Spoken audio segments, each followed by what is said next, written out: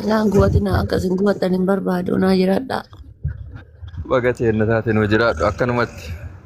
Asumarraa sin dhabii waan biraan barbaadu. waan ameeksi waa adda arganne maal qanna isii irraa waan arganne Oromoo mawlii argataa irraa Adda maal argachuun Wanti addaan jiru isitti Oromoo hundaati wanni waan addaa jedhamu hin jiru abbaa. kaasaniifuu ati teenna dutaa teennaa waan argannu Oromoo argataatuma jira. Mana kana keessa mudii tara qabu hin jiru intala onno komentii lakkoofsa barreessitu tana muyitii godhata amaariffatan. Abdaallichi inde. Maalat. Amiraa koo maal fooloo deemsetta deengata sitti aaree jira kii arbaga baga sin arrabse nuun jette.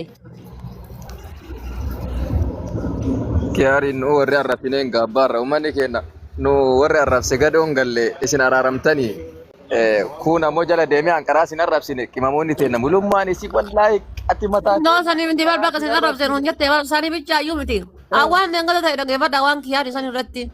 Jaarsonni barnu keessa kaayatte dhageeffadha. Ani yakka ganaa muransee hayya geessaa nu xumuraa jedhee jedhise sii galee. Aadaa yakkaan kenna birrii 50,000 Itoophiyaati. Ani ganaa bar uffisee daadhii naqee uffisee birdilimsii biteetiin akkasitti wanna godhuu hedasee malee birrii dubartii gizee arsii asliin dubartii arsii irraa baaleen irraa arsii asallaa irraa asliin gizee jedhu ana dubbiin naaf hin galle lakka aadaa isaan dubbii xumuranii an dhufeesii galee birrii 50,000 gizee jedhan hinde. Baadhina gizee si ibsan siin hubanne maati nu isa irratti marri keenya isa koomisan keessa turre bare sanuyyuu. No baadhinatti miti bar an hamma akkamsa ilaalan akkise maal jedhe beettee akkanatti yakkuu hennaa akkana godhu hennaa akka namni biroollee wanna hin jenne asliin jennaani hayyala mataa ta'e yakkaa wanni caaltee hin jirtuuti geessaati irraa nu xumuraa jedhe jilbatti. Seegalee aganatti okay jedhanii nama walgalchaa kama jedhan nagaya adaan dubbii dhumattee dubbii walakkaa keettee dhufe ani. Ati dubbii dhumtee dhufte dhageeffa lammaffaallee maal taane achirraa baanii ragaxaa eegalle ammallee uummanni inni irratti duule maal taatan jedhan hin geenne geessaa dubartii dubaa keessaallee hin qabna mana isaatti galtee irraa uffattee irraa naqxee qaltee mana isaatti bultee manuma inni isa galu sanitti. Hai gabbarri kenna inshallah kuma gabbarri kenna inshallah miliyoona 500 kuma 500 gabbarri kenna kuma 700 kuma 15 kuma 50 gatii lukkuun hin baafneen arraba guddaa.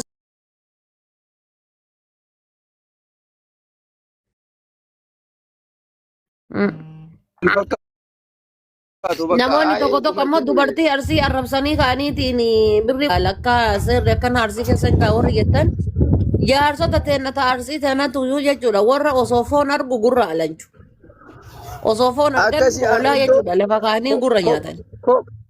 Kophatti kiyaariin kophatti viidiyoo dalagee dhiifama gaafadhu eega akkas taate jedhaa ture. Indoom kophatti hafuu kee hin arge. No dubbiin ani booda dubbiin kirrimina jettee tuwa jennaan inuma mataa lafa kaayee gadhise jechuudha. Inuma mataa lafa kaayee gadhise. Jaarsota teennata arsii teennata osuma argitu si keessa keettee gadhifti. Yaa gadi qabaan tuni kaliman faana dhalatte shilingii eessaa dhufaarte eessaas baatti. Jaartii itillee araarsa jedhanii osoo walitti dhiiban bar jaartii gurra muraa bar gurra dhoosa.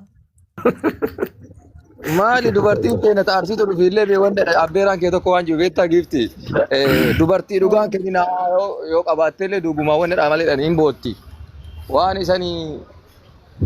No ammallee ila ammallee bicha miti bargeen gara arsii kanatti ilaale dubbii keetii wachuu caree garaa hin bananii jedhan deebanii.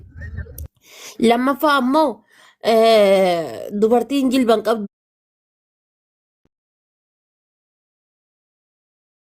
Dubartiin jilban qabdodhaan.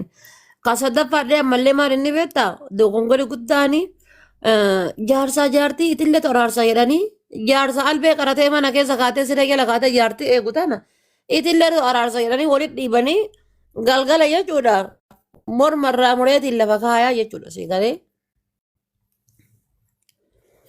Kanaafi warri keenya gara arsiidha uummanni keenya gara arsii kun inshallah ana maan nagalchi ana harar ana gumaa tiyya yoo waa balleessallee harar gennaafita yoo waa godhellee harar gennaafita. Dhiisi kaa'ati amma waliin nu ofiin hin jaalanne. Aadama isaanii sanii itti cabsanii itti faratanii naafitan. Dhiisi kaa uummata harargeen jaalanna Harargeen bara amma akka arsiisanitti illee dhufee kootu galee sitti haa galu galee galchii achiin galee galchii akkas naan jedhanii maal jetta achiin gadi kootu achiin gadi dhufe gungumee karoo bu'aaqa tanallee wallaaltu harargeeni daarektii ufiisani gogaa jechuudha koo bishaan keessan jettee deemti jechuudha. Sunnaa ta'ana. Yabo waan ofii ila waan ofii yeroo ati yeroo baay'ee ismaartii teenya jaalatamtuu teenya taatee nu dhiiftee ganda biraa ile shukkaarri dhibba dagalala. Odoo namni biraa Habibi shukkaarri dhibba sagal miti maan nagguma dhugama sin jedha bar usuu dubbii argan usuu argani lafa kaayanii mataa irra ejjatanii tarantana irra laali lookoo saniin jechuudha. Kosi wayya inshallah ana na hilandi nugurra man taate ati. Nagodi kaa gifti. Akkamitti Ila waan ofii. arraba guddaa san arrabamneetiin akkamitti kuma Itoophiyaa birri Itoophiyaadha waan shirootiin suwarra laga biraati barfaati suwarra laga biraati bishaan dhuge bar. Waan ofii gaafa san gaafa 50 jedhan sani ati maanurraan dubbatin yaadaan jala jirra. Ani wallahi dubbii dubbatanii fixanii namuranii fixanii jiranii baran boodarra dhufee bar. Ankuman qabu bar booda dubbii boodarra dhufe yaani dubbii lafa kaanii dhufe yaani ankuman qabu. Akkamitti gatii shirootiin nuti ilmaaman qoy.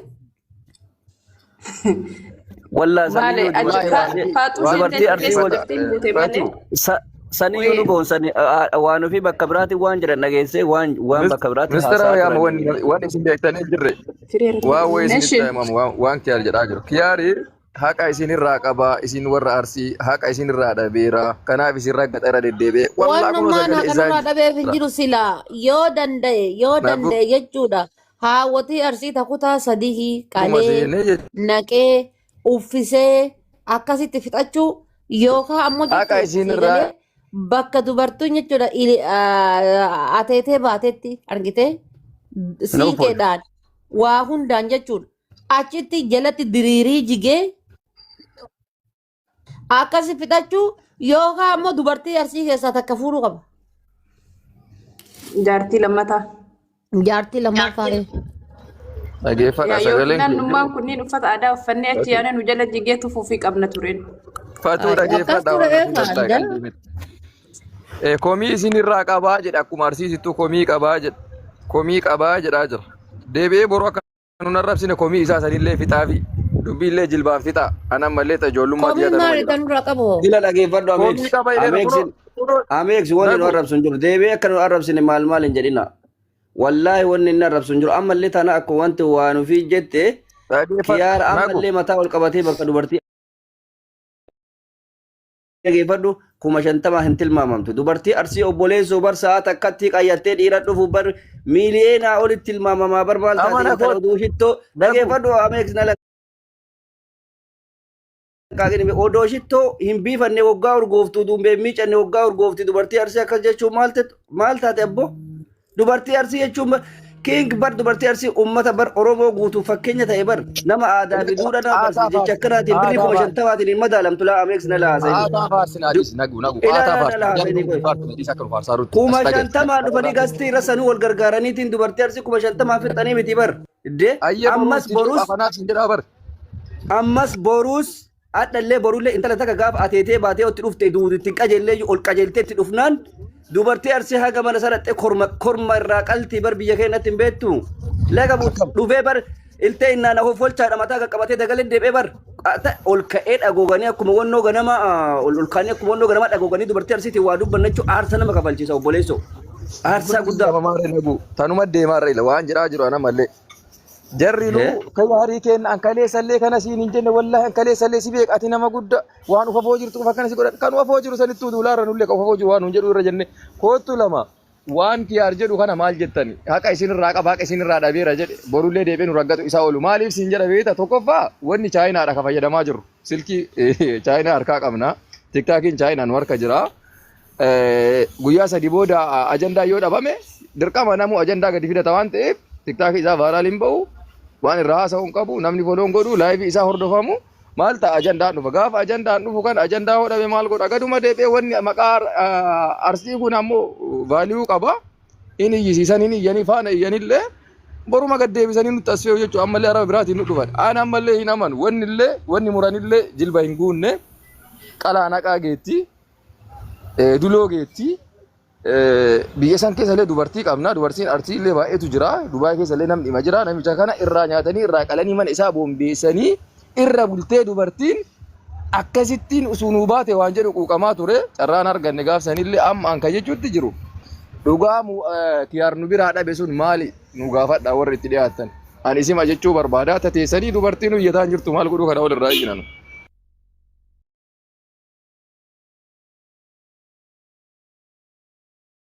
Faaxuun lubbu.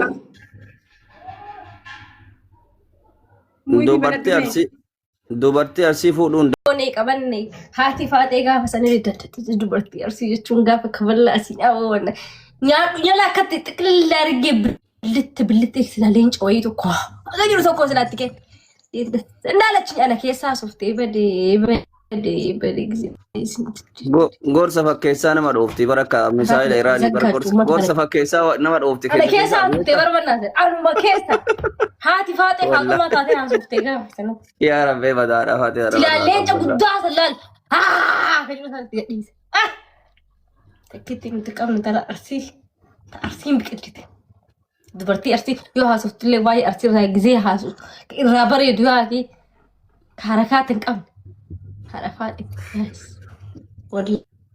Moositu na awwaasitu na ajaa'ibe beektaa Faaxuun.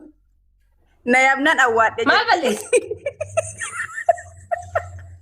yes exactly gaafa san durba arsiiti of course durbi arsii Faaxumaa durbi arsii Fatiyaa durbi arsii waan ofii durbi arsii warra arsii jechuun nuyi arsii sibbaan abeet እንላለን ማ obboleessa kiyyallee ta'e Faaxumaa garuu hangaroo isin lafa socho'aate yoo isin tuqan lafti socho'a lafa socho'e bar guyyaa yoo isin tuqan lafa socho'a yoo obboleessa kee qalbiin jiru ka obboleessa illee ta'u hollalalalalalala uffatatti ilaal callattii ofirra kenne gadi teenne ummanni keenya kun bareenni arsii kana dubartiin arsii abboola qayyallee adda kana irranatti akka isiin kullee isitu beeti badabba gattaa jenne hillalleen gaafa san kokkerra jenne mucaan badda gongoraa afaan tunaal bee dhiifamaa jedhee dhiifamnu gaafate akkuma ummata arsii ummanni arsii kun fayyaalessa mucaan nan asii tufne jennee tuma dhiifama goone akkasitti addaan deemne gabayaan galtee malee silaa akka